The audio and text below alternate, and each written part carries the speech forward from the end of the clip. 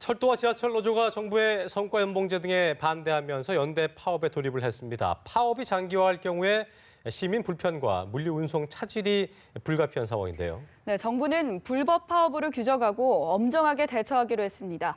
코레일 서울본부에 나가 있는 취재기자 연결해 보겠습니다. 김동욱 기자. 네, 철도 지하철 노조가 22년 만에 연대 파업에 돌입했습니다.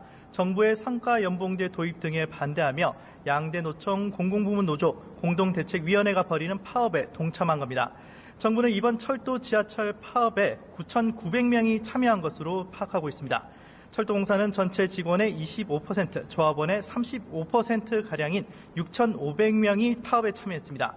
서울 지하철은 조합원의 20%인 1,600명, 서울도시철도는 9%인 500명, 부산교통공사는 40%인 1,300명이 참여했습니다. 이에 따라 정부와 서울시, 코레일은 비상소송 체제를 가동했습니다. 우선 KTX와 수도권 전동열차, 통근열차는 평상시와 같이 100% 정상 운행합니다. 하지만 새마을호와 무궁화호 등 일반 열차 운행률은 60% 수준으로 떨어집니다. 서울 지하철은 1호선부터 8호선이 출퇴근 시간 정상 운행되지만 낮 시간에는 평소에 80% 수준만 배차가 이뤄질 예정입니다. 정부가 당장 큰 혼란을 막겠다고 나서고는 있지만 파업이 장기화할 경우에 불편이 가중되지 않겠습니까? 네, 그렇습니다. 코레일은 필수 인력은 유지하고 6천여 명의 대체 인력도 투입해 최대한 운행률을 높인다는 계획입니다. 이번에는 안전을 고려해 교통대 학생을 배제하고 열차 운행 경험과 비상상황 대처 능력을 갖춘 유자격자를 투입하기로 했습니다. 인력 운영 규모가 평상시 65% 수준으로 이번 주까지는 어느 정도 운행률이 유지될 것으로 보입니다. 문제는 다음 주부터입니다. 파업이 장기화할수록 대체 인력의 피로도가 누적되면서 새마을호와 무궁화호 등 일반 열차의 운행률이 하락할 수밖에 없습니다. 파업 상황에 따라 열차의 운행 시각이 변경될 수도 있는 만큼 철도공사와 서울시 홈페이지 등을 통해 미리 확인할 필요가 있습니다. 특히 화물 열차 운행은 당장 평시 대비 30% 수준으로 떨어지게 돼 직격탄을 맞게 됩니다.